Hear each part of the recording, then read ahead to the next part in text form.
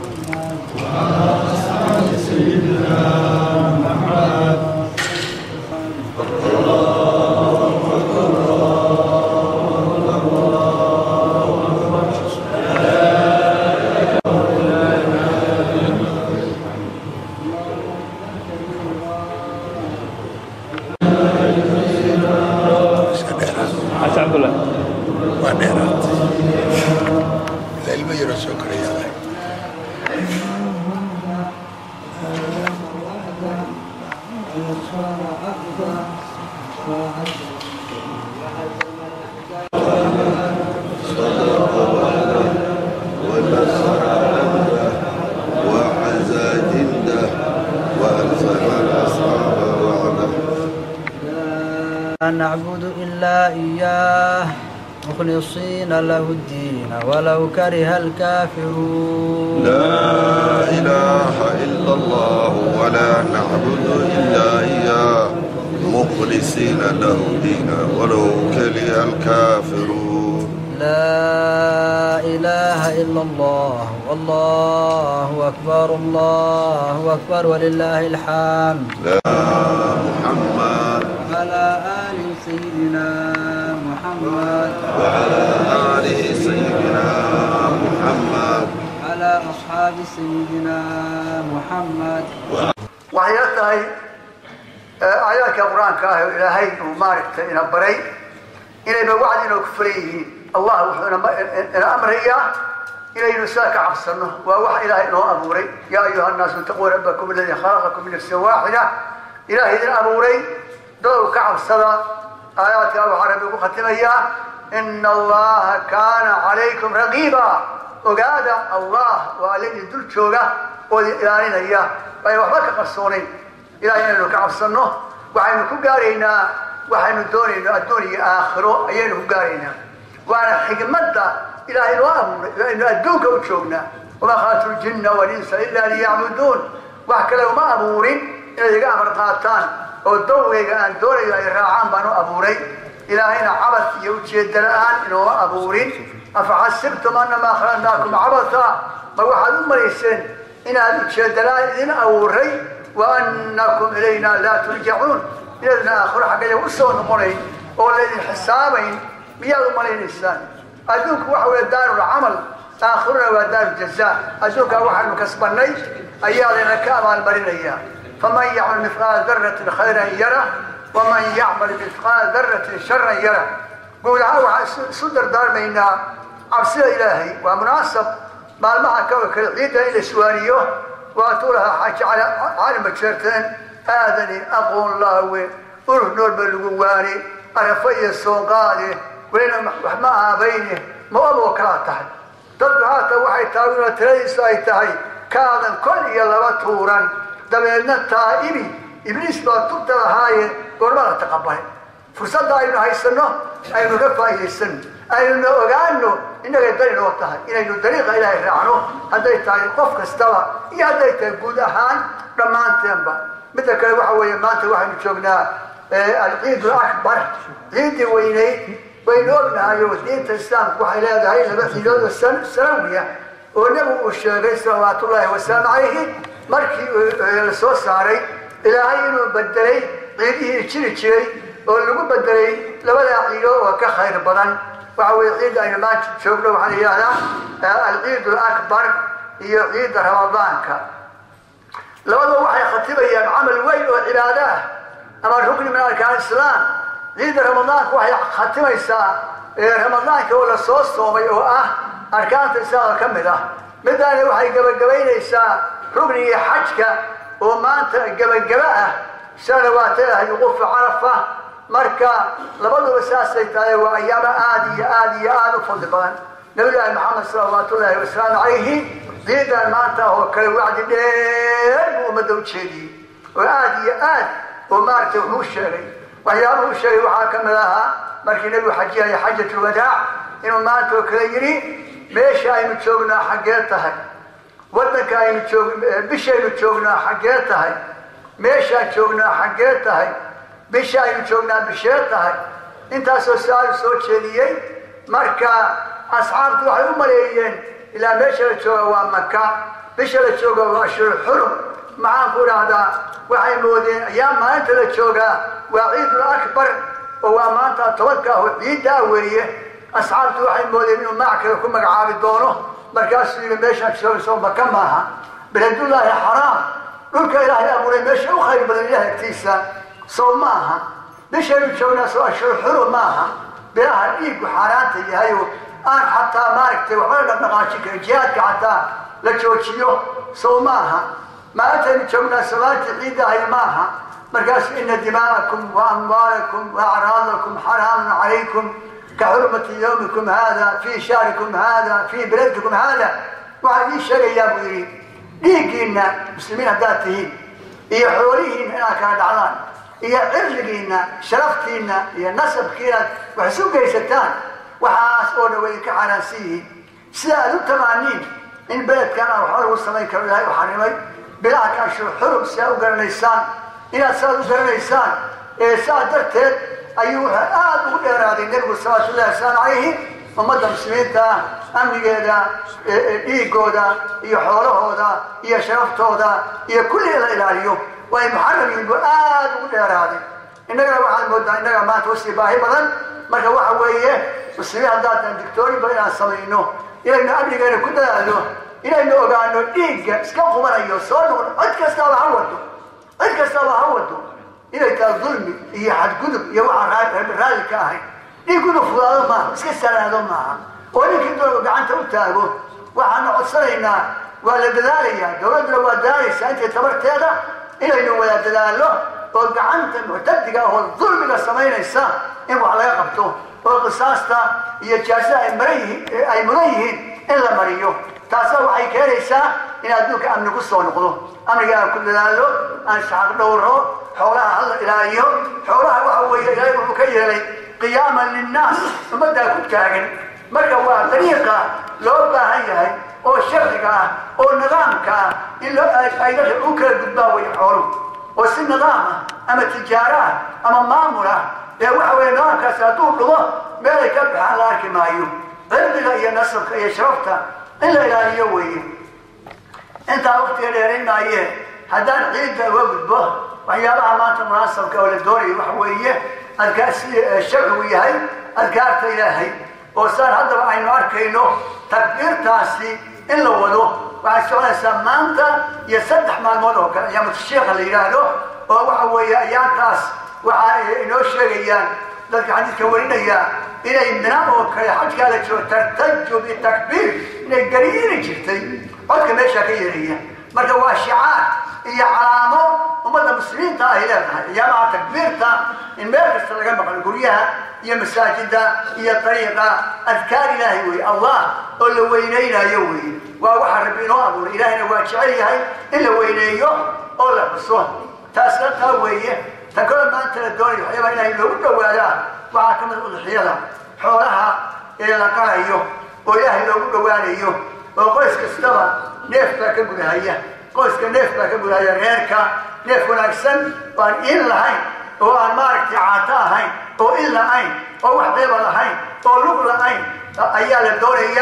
إنه قالوا أما الله وسنو أما إذا هديه هالسنو يوحي كوين بدون كفي عين هاي أيها كفي عن وكأجر بدن وأن وصل عليها ما أنت لقى بلاله إلى صدح يتوانك لينوي أيامها صورنا شعري أهان يدنا فرصة دا سؤال لقى فايستو وأن لها المامين وها لينو وحي أهي إنه بدو نرسو بتمادو هذا قرونك واحد قلت بيشه ماشي عيارها الحمد لله رب العالمين وإلى كلاباتي الرغبة وفيعا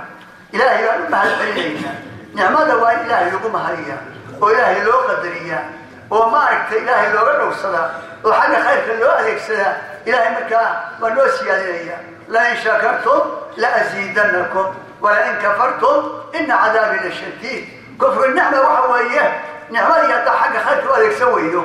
أما السحر المركة أو دغنته وحال يعني نعمة يقولون كفريين نعمة وحيوبها أنت إلا إلهيه اللي وارديه وعبسيها يقول إلهيه وخير يقول إلهيه وما تخير له هرسيله أي نعمة وحيوبها أنت نعمة سنة إلهيه وحياهي إلى نمارس ولا نبعدناه أنا مسجد كوحار كيساولي الحمد لله رب العالمين سوي ويه مساجد بنوا وين بنوا لنا هاي لكن وحال الدوري إن ميل يسوي ماله وولي بعد السنين نبي دقن كيسوا صلاة الله السلام عليه مساجد كما قال تشرين بنان كانوا بحجين ميل وحشة بنان ولا مسلم العيد ماشي عيد اللي قلت كذا وقفنا كما غاكر رأي دور كما حنا بأمريكا أنا صوص صاروا بنان كسر يبالا حتى هو أن تكري وعلى القواه إلى يبالان وقرار وفريستان وجمع المسلمين اجتماعا هي وعد يعني كذا قاتان ومضى إنه قلتوا ما خيرك يدعى يا الله بريئا كولا خير قاتل اسكوحنا أساسه ما يكون تكريسا إنه هذا فرصاص هذا الروح قال لك الباكشي أول ما كان كل إما الباكشي ما شفتي ما جوعوا لكن وين باينو قالين إن المال سوني بعد ما نقول بينا ما لنا تفعل واسكبتي إن شاء الله خير باكشة إلهي وعن كمرينا فبالله سبحانه وتعالى ننادي بنافه ونار تنقى حريه ورهال نقى نقضه أدوك يا أخي نهجاتيه ساسا كبرينا إلهي ونون حريصه إلهي ونون نحميه إلهي وحن تبرنا النبا إلهي نركب إلهي أدوك يا أخي نهجاتي إلهي ما أمرك يدود من نهجاتي إلهي الدولة نهجاتي الآن على وهينه وأريني وبرني ومرمنه إلهي ما أمرك نهجاتي ما أمر خير قبا إنهنا هذا إلهي مركان برينه وإنا وحكوزنه عمل وإنا الله نمانه وإنا وحقفصنه وحكو كارينا إلهي نترسع السنه إنهنا إنا وحقفصنه ولا شقينه وحاجة خيرك وعلى الكيساشي الدين تسلم وحوي سيا صلاة مركز كتاب على الكيسانه هل نباية تجينا إنهنا أن يرمى خلافك ترتيب تاسي سعادة كريم معه كل شيء أساسا للدورية مامك هي الدولة لماذا هي كانت ميتة وحالة رأى إسلام لو كانت مليون أيها الرحمة إلهي إلهي خير من شيئنا إلهي روت بنا خير إلهي روت من السياد إلهي خير قبا إلهي خير من السياد إلهي روت بنا إلهي أساسا كامل صلى الله على نبينا محمد وعلى آله وصحبه الشيخ خير الله سيو هذه الحسنات على سؤال الله سيو إن شاء الله وحسينا إسلام ليس إسلام محمد إنه أستغنى ما دام أنت عيد الأكبر يتهي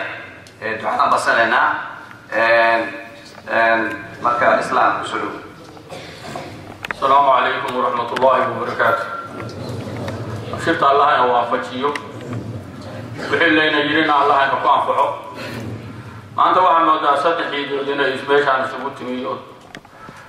تي هذا جدا هي تي جمعها يمد روبو يجنا إلى هاي السيء. هذا صدق أسبرك روضنا الله ينسيه شركنا الله ينكح حشاو فضل روضا. بركة مرحبا حسنا يا دكتور الإسلام كايسو وفولي ميشو وكلي هيك هذا السلام عليكم ورحمة الله وبركاته. إيد وأنا أحسن إلى أن وحق برينا إنه قدام الدار. أنت أكيد وحي لا تهاي وأي الواجب على يلي وحال وين قام يسيريه عقل علمي هي عقلك على الله وين قمنا هدينا إنه وشيدو وقال لي حناي labadaba waynu qabnaa inkastoo caqligana waxa ku filan waxa hortiisa yaal iyo waxa awoodiisu tahay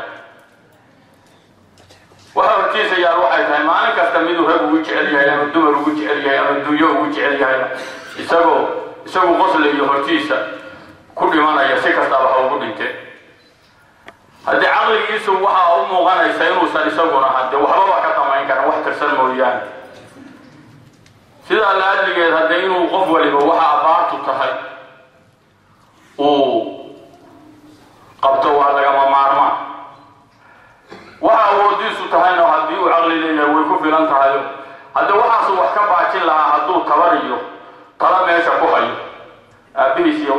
jiido isagu baabartiisa laga jiidaya hadduu bukoodo waxaynu ku rooraynaa farmashiye isma daweyn karo hadduu coodoobana cood isma siin karo waa moodaa marka dantii oo dhan inay ku xiran tahay xag ilaahay ayaan xagaadani waxba aynaan ka awoodin ilaahna haddayna kaba abaalitaho waxaynu inagu adeegsanno oo wanaaga inuu inoo barariyo mooyaane haddee waxayna ka dulmiin mayo waxaynu la nimaano inuu ina ka dhaafana waa wax caqligalah oo meesha ku jirta haddii anu waxaan leeyahay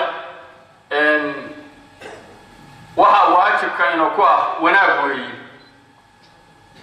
oo ah waxaynu adduunkana ku noolaan lahayn aakhirana ilaah la hortegi lahayn qof goonni uma ahan qoys goonni uma ahan qaran goonni uma ahan danta guud qof waliba iyo midda gaar ahaaneedba waa ina danaynaysaa sida laaligeed waxaa loo baahan yahay ama dawlad ha ahaato ama shibil ha ahaatee in laga adeego wixii wanaagsan oo aynu inaguna ku noolaan lahayn waxa yar oo aqliilka ah oo aynu ciidda dusheeda saarannahay ama ifka joogno guriga aan laga dhimanayn oo lagu raagayo oo lagu nagaanayana aynu rabbi inuu ku abaalgudi lahaayo aynu tegi lahayn sidaad u soo ogtihiin baade sebanka aynu ku jirno seban adag weeye laakiin sharkiisa allahayna mootiyo ilaahay idankiisa laakiin waxaa la yidhi saddex masalo isagoo ilaahay yeeli kara buusan kaa yeelayn ilaahu buursan ma yeehay gablamin ilaahu coodan ma yeehay cayrayn ilaahu camal falan ma yeehay cadaabin saddexdaba ilaah waa awooda laakiin kaa yeelmayo haddee cibaadada aakhira lala tagayo iyo wanaagga iyo nabaddu kulli waa cibaadooyinka hadda shiiku ka sheekaynayey adeegii baa layna ka rabaa oo waxaa loo baahan yahay in nabadgelyada la ilaaliyo oo aad haddii aynu inteennaasi isnabadgelino waxayna ka xumaanayaa ma jiraanin waxaynaan cunaynaan waayin waxaynaan qaadanaynaan waayin kulli haddii nabadgelyo la helo oo nin waliba dhaqaale iyo nolol helo yaa qof waliba halkaas ugu dhaqaaqayaayo wuxuu is leeyahay waxbaba ha qaban howlyaridaadaas haddaad waxaad ku nooshahay haysatid habaarta iskala joogo carruurta u xirxiiro waa kaas waxaasoo ku jiraysa marka waxaa loo baahan yahay ama dadweynaha ha ahaato weliba anu waxaan leeyahay dadweynuhu idinka weeye dadka la rabo inaad nabadgelyada ka adeegtaanin oo wax kasta oo dhiba aad ka hortagtaanin dawladduna markaasay wax idinku gacan siin kartaa iyaduna haddee ceerinka laba ku qaybsataa la yidhi bisaylka iskuma cawridaho iyaduna hadda waajib bay leedahay haddana soomaalidu waxay tidhaahdaa kabaalla iscuskada canka waxaa loogu giija ayana ha isceshadeen ciidankooduna ha wada jiro dawladduna shibilka inay la shaqayso weeye shibilkuna inuu dawladda la shaqeeyo weeye kulligeenna aynu shaqeynoho ka wada shaqeyno danta guud iyo maslaxadda soomaaliduna waxay ku maahmahdaan dhan loo kala eego qofka dadka la rabo inay adeegaanin dadkeenna shibilkaa weeye muhiimaddu weeye sababto ay ku tahay haddee dhib waliba waxa ay ka dhex imaanaysaa sida ay u badan tahay waa shibilkii waxa waliba waxay ku dhacayaan waa shibilkii wax walibana oo dhibeyna waxay u badan yihiin dhinaca shibil sidaa laaligeed marka inaynu inagu adeegno weeyo waxaynu ku fillaan karnana aynu ku fillaano wixii aynu ku fillaan weynana wixii aynu la kaashan karno oo dawladdu ugu horeyso haddee aynu u gudbino weeye sidaa laaligeed qof waliba inuu gacanta u leeyahay uu qaato haddee waktiga uu iska ciriir abshirta allahayna waafajiyo rabbi uu nagu dilo oo nagu noolay oo nagu soo saaray ilaahu xisaabta noo fududay ilaahu annagu isma ilaalin karnay adiguna ilaali ilaahu annagu isma nabadgelin karnay adiguna nabadgel ilaahu annagu naxariis ma haysanay adigaa naxariis leh ilaahu noo naxariis ilaahu adigaa dambi dhaaf leh noo dambi dhaaf hiila laa leh ilaahu adigu noo hiili ilaahu adigaa gargaar leh adigu noo gargaar ilaahu naxariis adaa leh adduun iyo aakhiraba ilaahu noo naxariiso ilaahu deeq adigaa leh xalaasha noogu deeq rabbiyo ilaahu adigaa magan leh adduun iyo aakhiraba rabbiyo magantaada naga dhig ilaahu adaa marti leh adduun iyo aakhiraba martidaada naga yeel ilaahu kuma yaalkaad xoreynaysid rabbiyo nagu dar ilaahu waafooyinka dhacaya rabbiyo naga nabadgeli muslimka dhammaantiis ilaahu meelu joogo maslaxad khayr qabta dhexdi ilaahu saaxiibulmuraadna ruux walba muraadkiisa oo aan macsiya dhimus lahayn mukabil uga dhig ilaahu wixii dhintay u naxariisa rabbiyo wixii bukana ilaahu shaaf wixii joogana ilaahuna mara dhaar rabbiyo ilaahu adduun iyo aakhira نوكرجا إلهو الدنيا آخرة بنوكرجا إلهو بشر بركيس فضلك يدا يا ما أنت عيدا يا أود هذا يا غادر ماذا إلهو نوجد إلهو نوهي اللهم صل على محمد يد ونعكسن والسلام عليكم ورحمة الله وبركاته. وعليكم السلام ورحمة الله وبركاته. إسلام كدعاء سيء تسالوين كيفين تبع الله نوافعه إن شاء الله. عندنا واحد بالأمان يقبضه مدحضة نوعاد أسود وينيا زاري دولة الصومالية بروفيسور عبد الله حمد قاس سواء كان فوقس الجديو كلمات كوحبون عيد الأكبر كأمان تعون فرينا أسود بسم الله الرحمن الرحيم. وبالسلام يا تدوينها في القروي فرحان وين بقيتها معناتها إن إذا كل عيده عيدا بركيسا عاصمة بنتلان القروي أدبروا مع النبي مدحوينها هي دولة نسولوين كنتي وحي وعدي هاي وأناها شيخ عبد القادر iyo islaan ciise ayaa ina yiri ama ha ahaato mid diiniya ama ha ahaato wixii ku habboonaa ka shacabka dowladda Hamba maanta mandiqadeena wixii kaga habboonaa oo la sameyn lahaa wixii aan korona runtii ayaga yiri runtii aniga socdaalkaygu wuxuu ahaa maadaama xilkii aan ka hayo dowladda dhexe waqtigiisii uu soo dhamaaday haddana wali waxaan xildhibaan dowladda ma kamid ahay dowladda dhexe xildhibaan Puntland baan ahay marka inaan dadkii soo arko xaaladda ay ku sugan yihiin noloshooda ijtimaaciga inaan soo arko dhulkii soo maro dadku dee waxay qabaan qawarto mar walba garowato iyo tani baan la farbari ayaan haddana laaban jirnay marka fursada maan helin runtii dalka iyo dadka aanu ku dhex maro ogaado noloshooda iyo xaaladooda ay ku sugan yihiin marka fursad bay tahay inaan imaado wadanka kusoo laabto soo arko idinla qaybsado wixii jira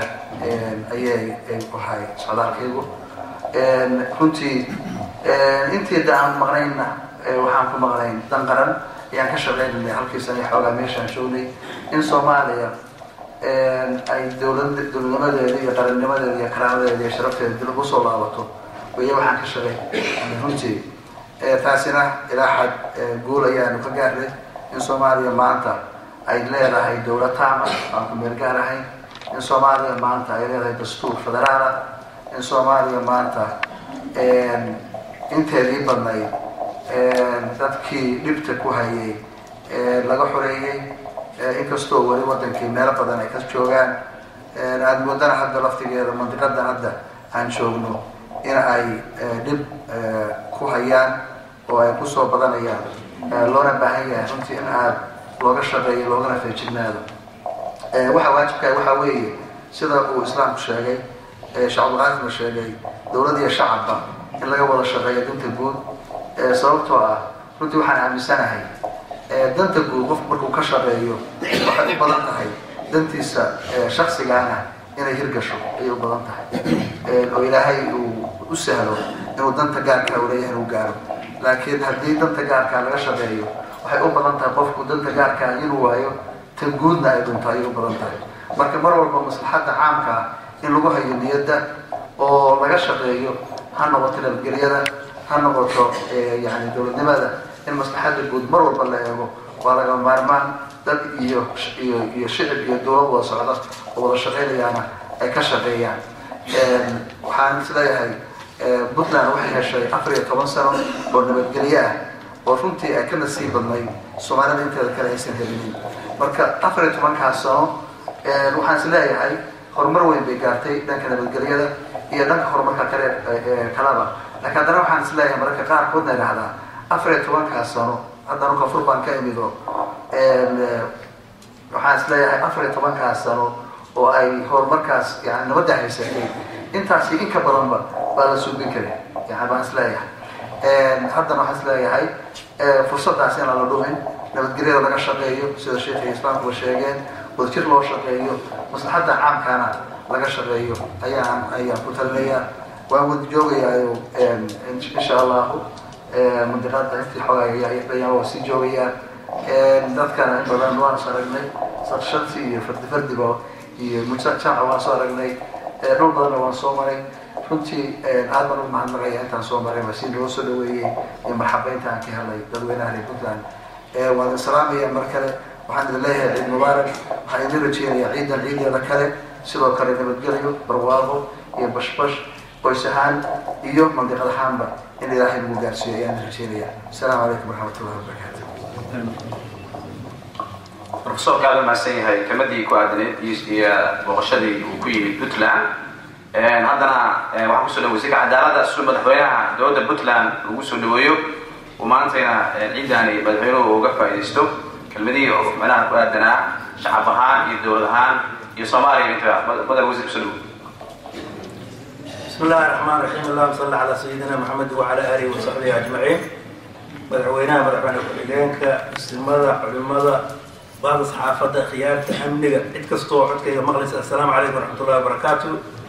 عيد وناسن وعيد الاكبر وحي لو oran lahaa hadii teamkii ninka hadal badani wixii dhow ka qaataa waa la yiri waqtiguna ma jiro waa waqti kooban weeye waxaan kaliya aan xusayaa sida markasta loo sheegay amniga in laga shaqeeyo yani nabiga calayhi salaatu wasalaam wuxuu yiri bataqaana wax kasta waxa ugu roon waxa weeye waa in amniga laga shaqeeyo allahumma inna as'aluka amna wal iiman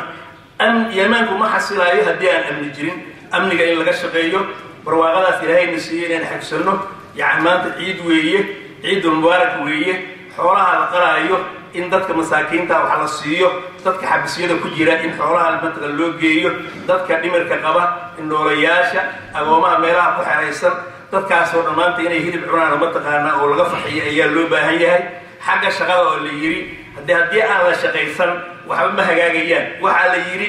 dheefay xagee baa qaala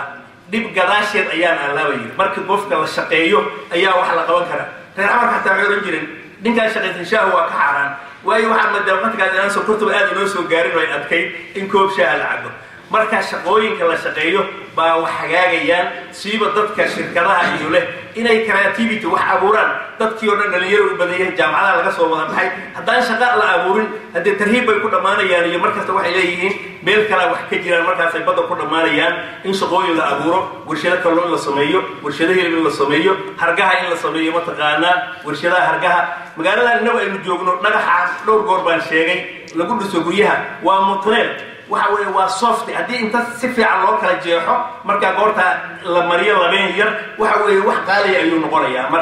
marka in dadka ugu ilaahay wax siiyayna shaqooyinka ay abuuraan oo goorta ay wax shaqeeyaan marka yaani baanta waxa weeye waa yobnaxarkaas weeye in maaragtay goorta dadkii wax loo qalo sheekh cali wuxuu yiri allowdii ubada weeso waa lagu abaadaa arafada sagaalaadka waa la ulciyeystaa waalidka itaal gaabshay waa la ititibiyaa marka 160 sano ka hor ayaa inaga mataqaana leeyahay ku baraarujinayay yowmnaxarkaas madaxweynaha ayaa hadda kelmad munaasaba isagoo yiraahdo ku soo dhaweynaya wassalaamu calaykum warahmatullahi wabarakatuh madaxweynaha ku soo dhaweeyay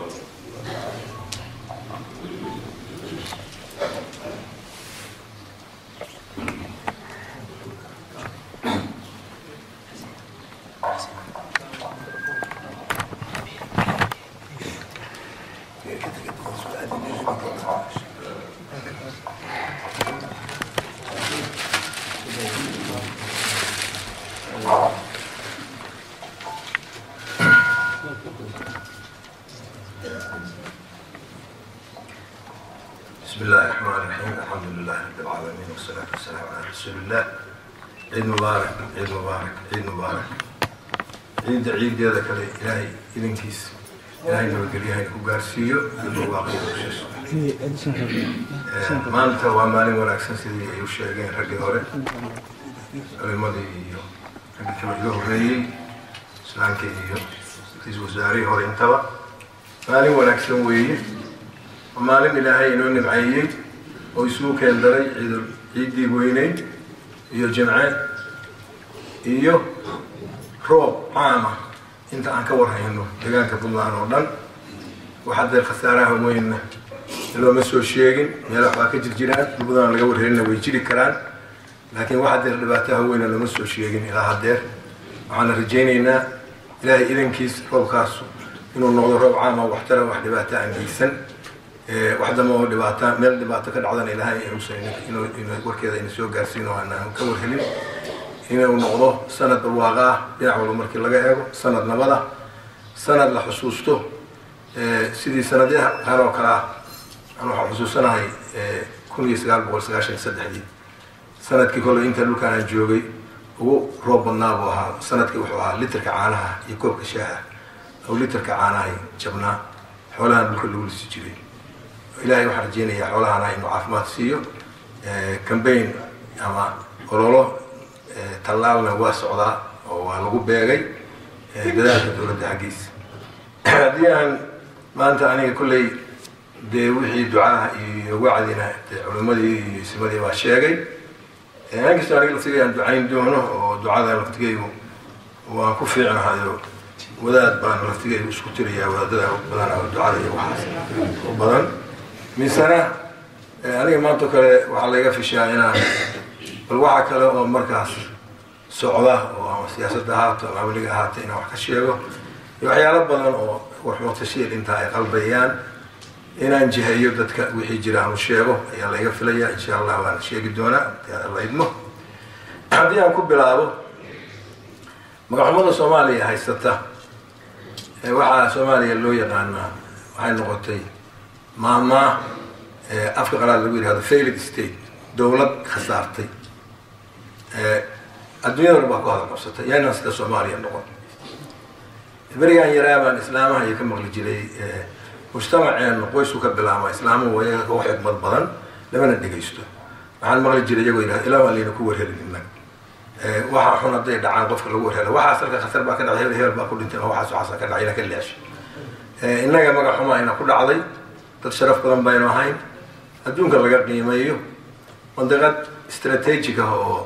markii loo eego adduunka hay'adaha la isku qiimeeyo meelaha ugu fiican wadda ugu dheer Afrika leh dhul wanaagsan oo dadkiisu ku filan yahay ama ka badan yahay dadka dhaqaalaha qiimeeyo waxay yiraahdaan hal gobol baa ku filan Soomaaliya dadka degan oo dhan marka ilaahay khayrkaas in siiyay waxaan u maleynayaa inta shaydaan iyo inay yimaadeen iyo dawladda kale oo shisheeyaha inta yimaadeen burburin waxa dhacay gacanta Soomaaliya ka dhacay ama maamul xumo hore oo jiday hasabato ama dad xukun doona oo qabyaalad adeegsaday hubkii dalka Soomaaliyeed oo lahaa oo loogu talagalay in ummadda amnigeeda lagu sugo lagu xasuuqay lagu laayo oo la yiraahdo dagaal ogayaal ama kuwii loo tababaray oo dakhliga Soomaalidu ay iska ururin jirtay oo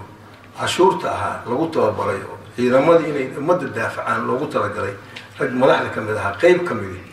ay u adeegsadeen dadkoodii inay xasuuqaan iyagoo doonaya hal shay kaliya inay madax noqdaan oo ku amar ku taageerayaan arrintaas nasiib xumay noqotay taariikh xun bay noqotay Soomaalidu laakiin waxay ku mahmaadaa dabaan lagu guban xushi Damascus lagama leexdo waxay la tahay haddii kaas lagu khasaaray oo la ogaaday dadka waxa la gudboonay waxay ahayd inay marka wadada saxa qaataan ilaa wadada inay ka duwasaayeen laakiin wali waxaan aragnaa in wali dadka qaarkiis ay ku sii adkaysanayaan oo ay sii wadwadaan oo loola colaaleedna meelo badan laga yeelay laga wado ama wax laga yiraahdo ama waxa la yiraahdo waxaan hadda jinniga ah oo la keenayo internetka loo baxshay anu waxaan qoraa camal shaydaan inuu yahay la keenay oo colaad intuu ka taro xagga nafciga intuu colaadda iyo amaan xumada ka sameeyo ay ka daran tahay yaa loo isticmaalo ama haba la adeegsado idaacadaha oo iyaguna hadda afka laga hadlo haba usi daraadeen kuwa idaacada caalamiya dad ka shaqeeya Soomaaliya oo durbaan colaadeed ka tuma qaarkood dawladaha qaarkood idaacadahooda isticmaala haba jirto hase yeeshee dadka Soomaaliyeed kulley dadweynuhu waa dad fiican colaade hadda ma dhextaal meel kastoo hadda la tago wararkana soo gaaraa waxa weeye dadku waxba hadda wixii dhacay oo la gaarsiiyey waxaad moodaa inay jecel yihiin inay kasoo kabtaan oo nin waliba oo wadada saxa u garanayo laakiin dad kale weli ku dhex jira anaga reer Puntland haddaan nahay waxaan aad iyo aad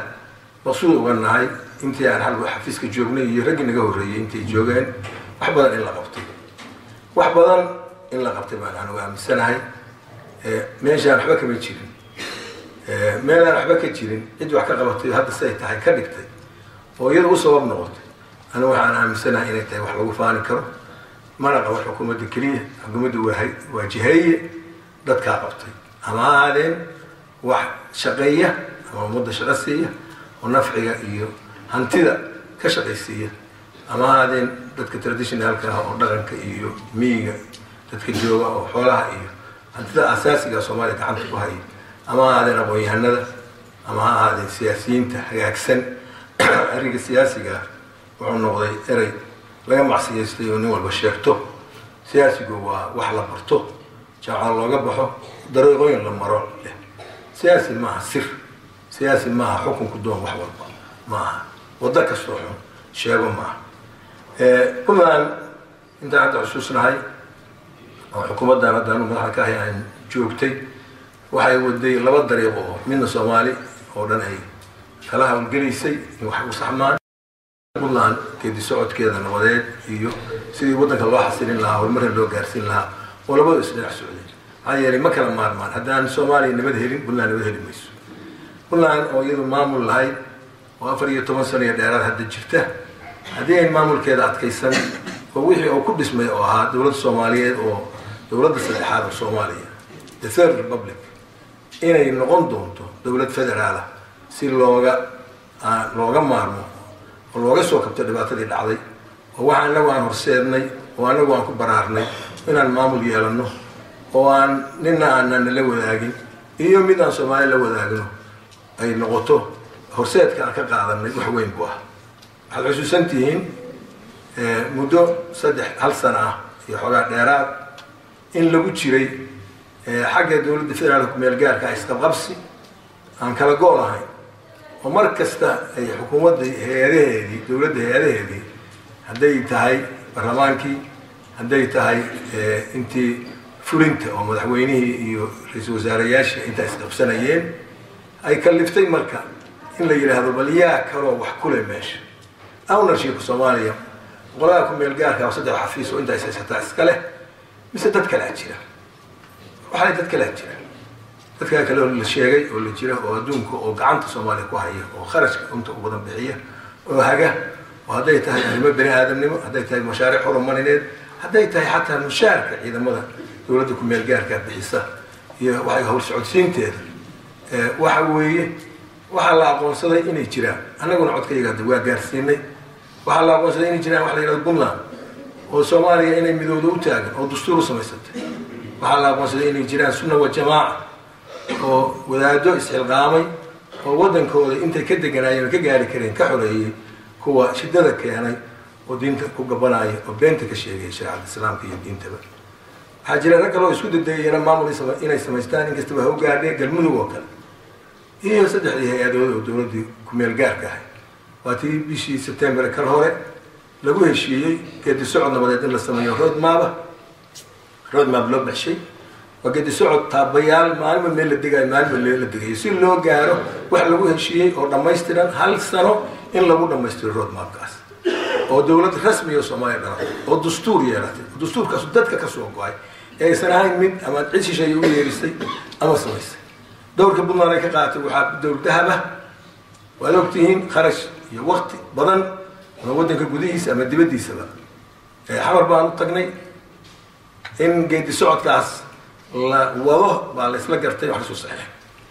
garow waan ku martigelinay 2 jeer oo aan marna la filayn in Soomaaliya nabadgeliyo lagu qaban karo shir ah waddanka gudihiisa shirkaas waa ogtihiin cid ina ku wehelisay oo ina la qabatay amnigiisa ma jirin amisom baan jirin Ugandays iyo Burundays baan jirin dad kale oo dibad ka yimid baan jirin waxaa ku filaaday martigelintiisa iyadoo dadka Soomaaliyeed oo dhan la isugu yeeray iyaga shirka horeeyaba in ciidanka amniga dowladda Puntland iyo shacabkeeda iyo xukuumadeeda ay ammaan geliyaan oo si nabadgelyo ku dhaco iyadoo xumaan kasta la rabay inay ka dhacdo alxamdulillaah rabbil caalamiin si wanaagsan ku dhacay maanta waxaa la gaarsiiyey in dowladda aan ku meel gaar ahayn la dhiso dastuur in loo sameeyo bishii Juun oo sanadkan 2022 Nairobi beesha caalamka isugu timi lagu saxiixo leena xamar la geeyo baarlamaan lagu doorto رئيس برلمان الدورت مدحوينه الدورت هذا برايم مينستر لما قعابه وانا سوينه بالحكومه دي سوماليا حق لهي ووحي اللي لغو هشيو دستورك قرا كو ضدك oo dhiirigelisa oo dedejisa inay dhashaan maamuladii kale oo u dhigmi lahaa Puntland si dastuurka oo hadda ku meel gaar xukuumaddu ku meel gaar maaha laakiin dastuurka ku meel gaar loo dhamaystiro oo cidii wax ku lahay oo qoladii road map ka socotay kuwii bedeli lahaa oo ah dawladihii kale wali Puntland waa jirtaa qolooyin kale waxaan maleeyaa isuna waa jamaa waxba wali ka sii jira laakiin dawladda goboleed bay ku biirmi doonaan galmudugna wali dhamaystirka wax ka dhiman yihiin iyana waa dhamaystirmi doontaa insha Allah inay markaas lagu heshiiyo dastuurka inuu ku meel gaar ka baxo oo wax qaybsigii rasmiga ah oo Soomaaliya lagu mideeyay ay timaado intaas weeyna waa inta waxaan rajaynayaa xukuumadda la magacaabi doono ra'iisul wasaare magacaabi doono inay noqoto xukuumad waajibka fulin karta annagu waxaanu nahay dadka ilaalinaya wixii aan ku heshiino qaybta weyn ka ahay oo isha ku haynaya waana qoray ra'iisul wasaaraha markii la magacaabay aan u tahniyadeynaynay sidaas aan u sheegnay waana qor waxaan filaynaa in dawladii qaarkood soo dhow yahay dawladda waxaa kamid ah Jubbaland laga filaayo Jubbaland waa webigaas dhinaca koonfureed kaga yaala Soomaaliya dad badan baa degan dadkaas degan iyaga go'aansaday muddo intii aan wadnay tii Soomaaliya ama aan hawsha ku dhex jiray bayana waday inay maamul dhistaan sidii anagu maamul dhisano kale laakiin waxaan maqlaynaa hadallo badan oo colaad abuura ama idaacadaha laga sheego ama magacyo beereed lagu hadlo si kastaba lagu hadlo deegaankaas dad badan oo Soomaaliya degan dad badan baa waxay yiraahdaan wanaag jecel wara loo dhamaado waanu leenahay loo dhamaado cid waliba ku jirto laakiin systemka Soomaaliya ay ku dhisan tahay oo qabaliga ilaahay idankiis waa ka bixi doonaa 4 sano ka bacdi si lagu heshiiyay 4.5 ka bixi doonaa beel kasta oo meesha degan in lagu tixgeliyo waxay inay qaybta ay ku leedahay laakiin carqaladda lagu wado oo deegaankaas waliba khusuusan magaalada Kismaayo oo ah magaalooyinka ugu dhib badnaa Soomaaliya dhibaatada gaadhay waa la ogyahay Muqdisho Kismaayo Baydhabo Kalkacyo magaalooyinka ay gaadhay dhibaatada weyn waxa weeye dadka degan in looga dameeyo waligeed dhibtaas waa la waday xataa siyaasadii dawladii hore oo dawladda Maxamed Siyaad qayb bay ka ahayd dhibta magaalaas dib badan baa jiray dad badan oo deganaa waa ka qaxay dadkeed meel waa joogaan Puntland bay joogaan Cariya qaxootiga ku jiraan Kenya joogaan Yurub oo dhan bay joogaan Afrika kale joogaan meel waa joogaan inay ku soo noqdaan talada wax ku lahaadaan anaga bacdama dad badan oo iyaga ka yimid aan hayno deegaankan jooga oo anti kule shaqaale badan jiro oo niyada ku haya inay ku noqdaan aad baan u soo dhaweynaynaa inay ku noqdaan waxaanuna isha ku haynaynaa sida ay u shaqeyso xukuumadda dhexena waxaan ka rajaynaynaa inayn u dibcin oo aan dhigna nugulaan dadka doonaya colaad inay ku soo ceshaan iyo warloorism ay ku soo celiyaan dadka ay sahlaan lahay taladooda iyaga looga dameeyo kolley dawladdu hawlo badan baa u yaala hawlaheedu waxa weeye inay nabadgeliyada dadka iyo dib heshiisiinta wado dib heshiisiinta waxay ku imaanaysaa deegaan walba masiirkiisa inuu ka taliyo oo maamulkiisa dhisto sidii lagu ballamay dastuurku sheegay meeshii nabada dadkeedu waa aadaya bariga bakool waa lagu noqday qaxooti barakacyaal badan oo deganaa Puntland baa guuray iyagoo naqasbay halkaana maalin kula kulmay waxaan taabsan joogta dhaantaan deegaankii aadi karaa nabad buu deegaankii waa aadinaa biya cid wala meesha ku dhalatay haday jeceshahay inay aad u aad waadi kada tan cidi kale way joogi karaan haday joogayaan sidoo kale magaalo cidi leedahay ma jirto magaalo kasta Soomaali baa leh laakiin waa la isku xaq qowli karaa meel cidi degan baa looga dameynaya inay maamulkeeda iyadu hogaamiso oo iyadu dhisato ma jiri karo khasab ma jiri karo caqabadayn intaas baan xaggaasna ka leeyahay haddii anaga nahay reer Puntland gaar ahaan waxaan anaga doortay iyadoo dalka uu ka jiro dastuurku meel gaar ah dawladdu way iska dhisnayd laakiin dastuurku meel gaar dawlad kasta laba jeer baa doorasho lagu galay ku meel gaar hase yeeshee dawladda anaga naga horeysay Maxamuud Xirsi oo madaxa ka ah ayaa dabacday meel gaarka in ka saaro iyadaa bilowday 2007 baa la bilaabay iyadoo ay gacan ka siinayaan aqoon-yahano caalamiya 2008 ayaan anagu doorashada galay iyadoo golaha wasaarada dastuurka laga gudbiyay baarlamaanka oo yaalo muddaha hadda rag qaswadayaal ay ka hadlaan oo muddadeeda intaa maahayn iyo kaa maahayn ay ku qoran tahay oo weliba kuwa ka hadlaya laftigooda ay iyagu ku qoreen oo ay gudbiyeen oo golaha wasaarada ka dhammaaday annaguna inaanu meesha kasii maqaadno waajib bay nagu ahayd wasaarad baanu samaynay waa cuslaynay allahu naxariistay cabdi xasan jimcaale ilaahay naxariistii jannadii ha geeyo ninkaasa ayaa doorka weyn dowladda puntland ka qaatay inay dhammaystirato iyo hay-adaha dawliga oo ay ka mid yihiin baarlamaanku 2010 baa la dhammaystiray dabeedna waxaa la yidhi ha loo gudbo in afti loo qaado aftida waxay ahayd dastuuriga in afti guud la qaado iyo afti dadweyne afti guud dadaan tirsanayn kulku inta la arkay baaxad leeyahay qarasha ku baxaya aan cidi ka bixin karin dhibaatada ka imaanaysa muddada ay qaadan karto ayaan 10 sano iyo ayaan ku fillayn kii Soomaaliya baa loo qaadi waayay afti waayadii hore ilaa qaab qabaliya ee berigii dambe lagu sameeyay xukuumaddii u dhameysay xukuumadda sibilka ahayna ay waqti badan ku qaadatay inay gaarsiiso oo madaxweynihii ugu horeeyay oo meel gaarnimo lagu doortay marka tanna innaga iyo dowladda federaalka haddaba labada dastuurba waxaa lagu sameeyay afti kooban oo dadweynaha dadka wakiila markii hore lagala tashaday culimaadudiinka ururada bulshada qayb kasta ka ahaadeen iyo hay-adaha dawliga iyo wixii aqoon-yahana aftidaas oo sheekh iyo shariif loo dhammaa bishii waxaa halkan lagu go'aamiyey abril 18keedii inuu yahay dastuurka rasmiga ah oo puntland oo wixii hore ugu qoraa marka anaga nala doortay ay ku qoran yihiin oo dhammaystiran yahay maxkamadda sarena ay hoosta ka xaqiiqday oo ay approve garaysay dastuurkeenna waa kaa ballanqaadka iyagiina waxa weeye halkiibu ka socdaa intii sanadkii 2010 ayaanu bilownay in la magacaabo guddi 9 oo ah guddi xor ah oo dowladda shaqadaysa ayaan faragelinayn ilaa axsaab ka samaysanto oo iyadoo hawshaa wado iyadaana meel marisay aftidaas iyo soo qabashada dadkeeda soo xushay iyadaana hawshaa meel marisay hoggaanka ahayd wayna waa shaqaynaysaa wixii shuruuc ah oo lagu meel gaarayo oo ah in lagaga gudbo nidaamka qabaliga ah oo inta la isku haraamayo oo dadka qaarka ilayeen kuma jiro naga meel baa nala ka maray meeshuna dadka ma wada qaado sida adduunka dhan looga maqo gaaliyo islaamba in axsaab loo gudbo iyagaa meel mariyay axsaabtii baan samaynay sharciga lagu dhisay maga markaan samaynay axsaabtii sharcigeeda waa la sameeyey waxaa la sameeyey qaabka referendumka loo qaadi lahaa waxaa lagu dhawaaqay bishii dhawey September in axsaabtii rasmiga la furan karo ayna ugu soo horeyso doorashooyinka munishiibiyooyinka ama dowladaha deegaanka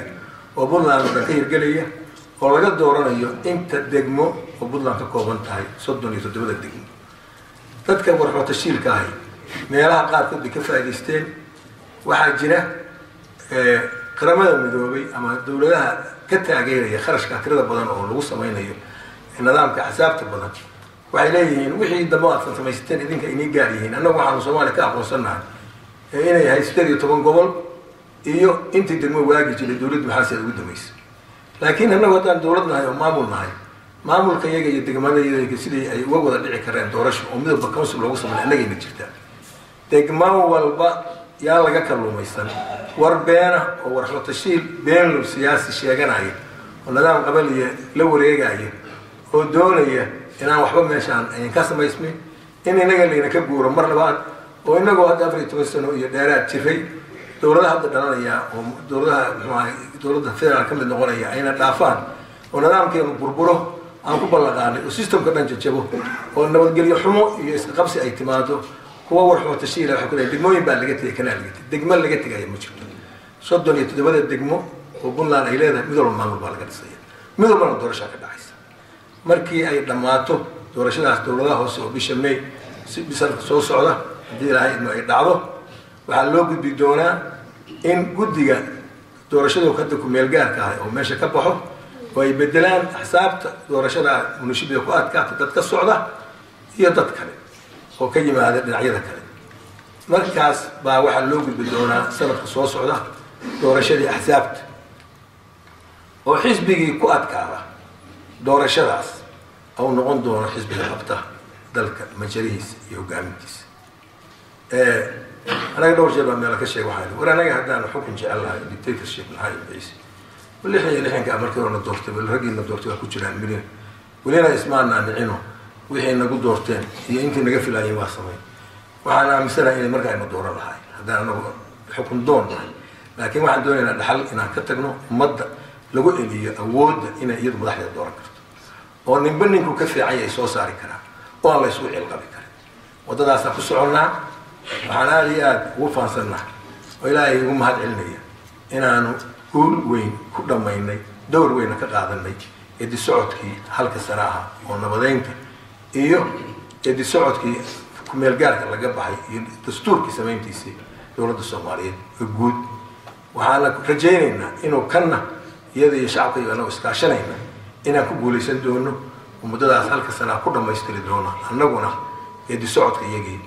oo sanadka soo socda aakhirkiisa oo imaan doono baarlamaan dadku soo doortay oo shacbiga codkiisa ku ritay oo tuulo walba laga doortay oo ceel walba laga doortay oo meel walba dadjoogo la geeyey sanduuqeeda la geeyey inagoo nabada oo markaas taariikh soo maray oo baal dahaba kaga qoran taariikhdeenna iyo taariikhda soomaaliya oo wax layna kaga daydo dadka inaga ina ka dambeeya oo ubadkeenna iyo wixii kale oo dalkan degan ay ku naaloodaan oo taariikhdu qorto oo adduunyadu mara ka noqoto oo ilaahay mara ka noqdo saasaan rajaynaynaa waxaana rajaynaynaa ilaahay inagu guulayo waxaana aaminsanahay in dadkeen oo dhan ay gacan nagu siinayaan edi socodkaas oo taariikhiga oo dib loo xusuusan doono oo la oran doono waagaasaas la sameeyey waagaasaa la sameeyey ay noqon doonto sidii loo oran jiray 13 leegada ahaa baa waagaas xisbigii xorriyadoonka ku dhawaaqay in la oran doono dowladdii waagaa jidhay ayaa waddanka kusoo dhabaaqday nidaam axsaab badan oo dadka codkiisii oo toos ugu doortay madaxdiisii saasaan rajaynayaa ilaahay khayr hana siiyo ilaahay qulubteenna ha soo dugo ilaahay nabadooda ha adkeeyo ilaahay cadowga hayna ka celiyo inagoo cadow nina uma ahin ilaahay wixii inaga shalay